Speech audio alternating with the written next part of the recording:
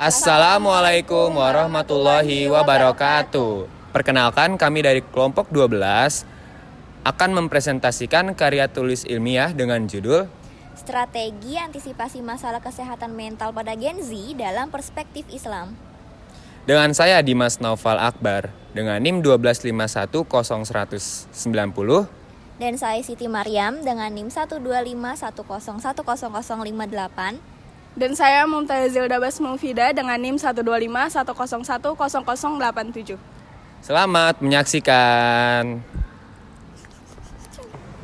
Assalamualaikum warahmatullahi wabarakatuh. Di sini aku akan membahas pengertian dari Gen Z dan kesehatan mental.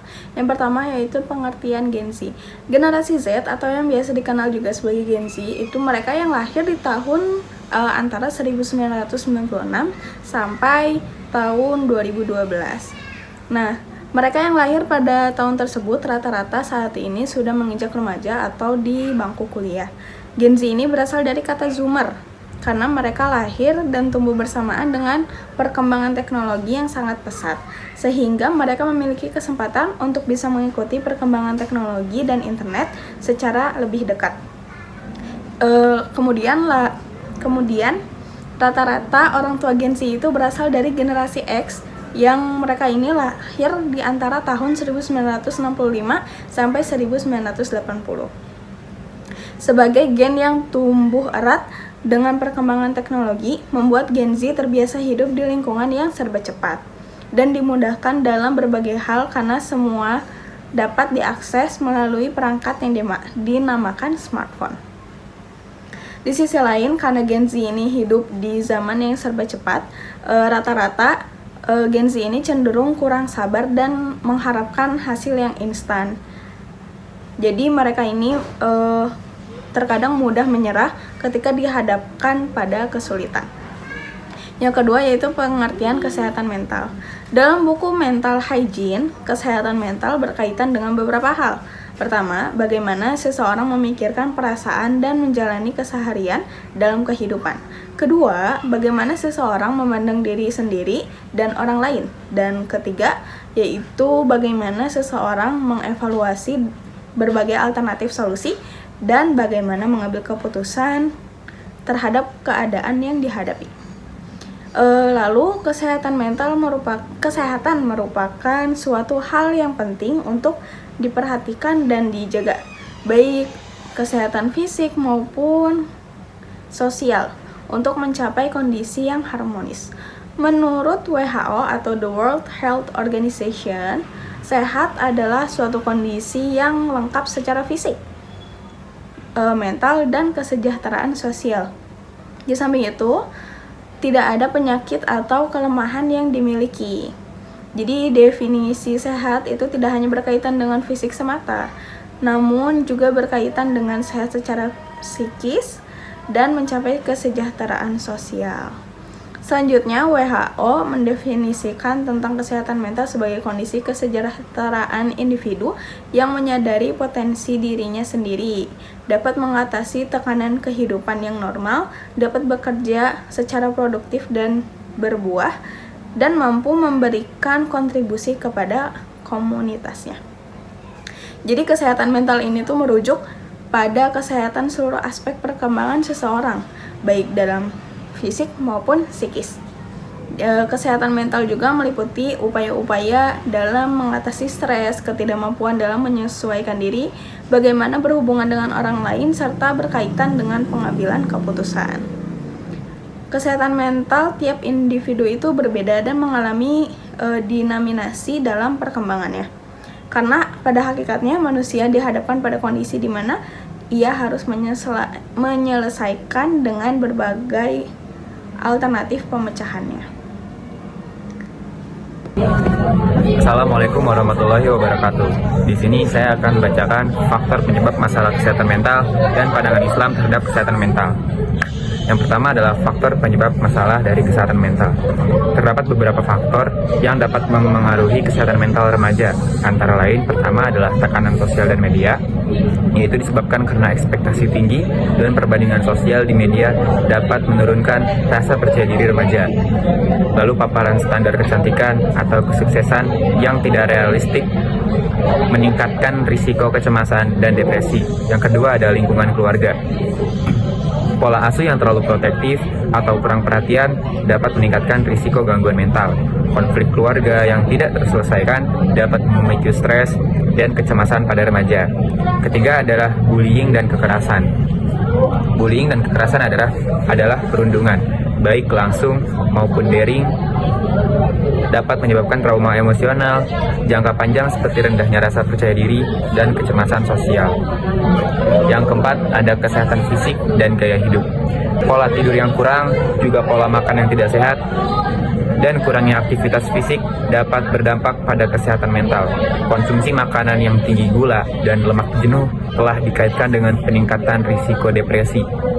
Kurangnya paparan sinar matahari dan aktivitas fisik juga dapat memengaruhi produksi hormon yang berperan dalam menjaga suasana hati. Dan yang kelima, ada tekanan akademik, yaitu beban tugas sekolah yang berat serta tuntunan untuk berprestasi seringkali menyebabkan stres yang berlebihan, bahkan berujung pada burnout di kalangan remaja. Kurangnya strategi mengelola waktu dan tekanan akademik yang ekstrim dapat berdampak pada kesehatan mental anak muda. Pandangan Islam terhadap kesehatan mental. Pandangan Islam tentang penyakit jiwa dalam perspektif Islam, penyakit jiwa sering diidentikan dengan beberapa sifat buruk atau tingkah laku tercela, seperti sifat tamak, dengki, iri hati, arogan, emosional, dan seterusnya.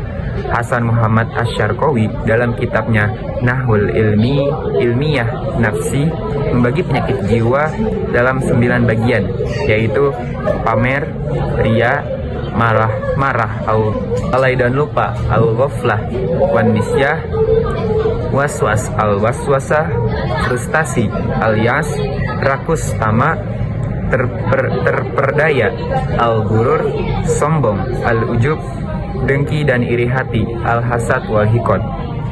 Beberapa sifat tercela di atas ada relevansinya jika dianggap sebagai penyakit jiwa, sebab dalam kesehatan mental, sifat-sifat tersebut merupakan indikasi dari penyakit kejiwaan manusia.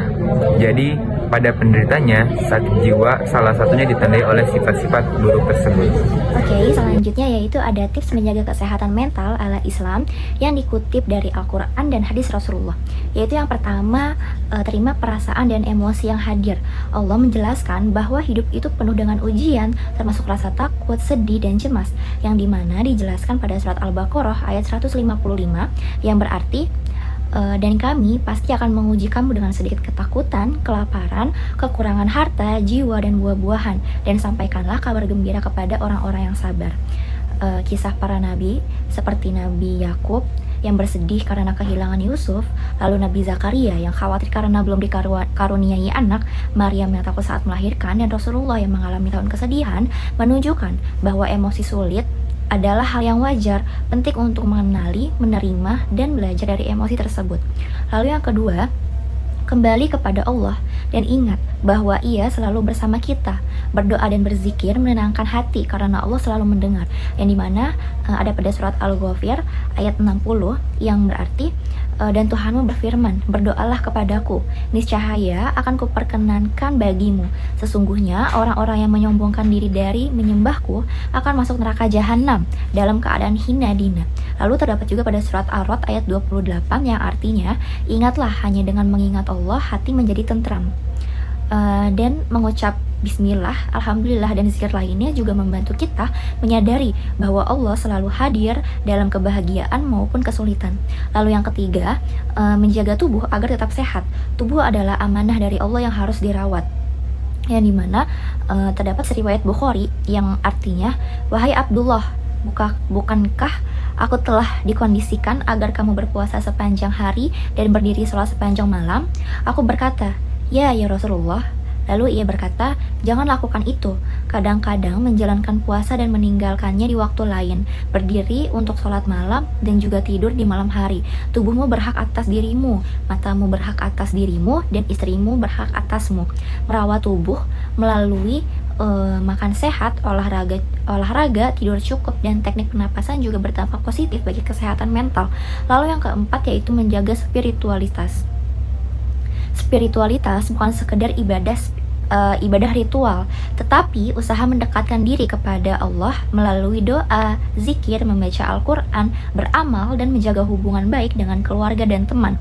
Nabi Muhammad SAW bersabda, barang siapa yang ditimpa kesedihan atau kecemasan, maka hendaklah ia berdoa dengan kalimat ini, ya Allah, aku adalah hambamu, anak dari hamba laki-lakimu, dan anak dari budak perempuanmu. Dahiku ada di tanganmu, keputusanmu di atasku terjamin, dan keputusanmu terhadapku adil. Aku memohon kepadamu dengan setiap nama yang engkau miliki, yang diwahyukan di dalam kitabmu, yang diajarkan kepada siapapun ciptaanmu, atau yang disimpan sendiri di dalam alam gaib yang ada di sisimu, menjadikan Al-Quran sebagai penyemangat hatiku dan penerang dadaku, pengusir kesedihanku, dan pereda kesusahanku. Hadis riwayat Ahmad. Lalu yang kelima, hubungi ahli saat membutuhkan. Gangguan mental memerlukan perhatian profesional. Rasulullah menganjurkan pengobatan yang dimana ada terdapat pada hadis riwayat Abu Daud yang artinya, aku datang kepada Rasulullah SAW dan para sahabat sedang duduk. Aku bertanya, Rasulullah, perlukah kita berobat? Beliau menjawab, manfaatkanlah pengobatan karena Allah tidak menjadikan suatu penyakit tanpa memberikannya obat kecuali satu penyakit, yaitu usia tua. Lalu yang keenam, jadikan Al-Quran sebagai teman hidup. Al-Quran adalah pedoman hidup dan penyembuh hati, yang dimana terdapat pada surat Yunus ayat 57 yang artinya, hai manusia, sesungguhnya telah datang kepadamu pelajaran dari Tuhanmu dan penyembuh bagi penyakit-penyakit yang berada dalam dada dan petunjuk serta rahmat bagi orang-orang yang beriman. Membaca, mempelajari, menghafal, dan mengamalkan Al-Quran memberikan ketenangan dan membantu menghadapi kesehatan mental. Lalu yang terakhir, sabar dan percaya pada Allah. Setiap keadaan pasti mengandung kebaikan bagi orang yang beriman, yang dimana Allah bersabda pada surat Al-Baqarah ayat 216 yang artinya, boleh kamu jadi membenci sesuatu padahal ia amat baik bagimu, dan boleh juga kamu menyukai sesuatu padahal ia buruk bagimu, dan Allah Maha mengetahui sedangkan kamu tidak mengetahui. Sekian dari kami, kurang lebihnya mohon maaf. Wassalamualaikum warahmatullahi wabarakatuh.